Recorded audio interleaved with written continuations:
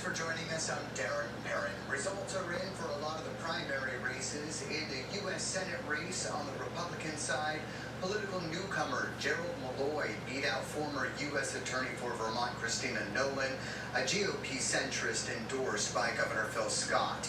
On the Democratic side, Peter Welch claims victory with more than 80% of the vote.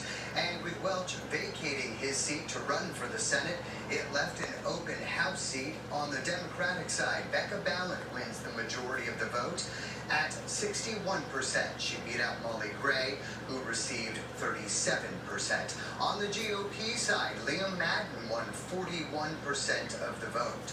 In the race for Lieutenant Governor, David Zuckerman is one step closer to getting his old job back.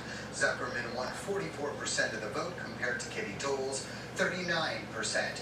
Republican Joe Benning is the winner of the Republican primary over Trump-aligned Republican Gregory Thayer. For Vermont's top job on the GOP side, current incumbent Governor Phil Scott wins the Republican nomination for governor, and Brenda Siegel went into the night the presumptive nominee since she ran unopposed. The two will face off in November. In the race for Chittenden County State's Attorney, voters stuck with Sarah George, as you just saw. She won 62% of the vote. Ted Kenny received 38%. She campaigned on continuing her work on criminal justice reform with a more progressive stance. Ted Kenny had the backing of multiple police unions, including Burlington and the Vermont State Police. After spending 8 years in the Attorney General's office, Charity Clark is one step closer to leading it.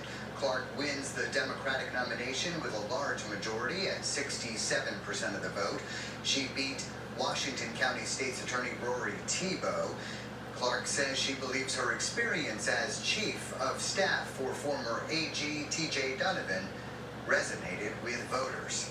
In other news, a New Hampshire jury says the truck driver accused in a deadly crash that killed 7 motorcyclists is not guilty on all charges. Deliberations took just under 3 hours in the trial of 26-year-old Vladimir Zhukovsky.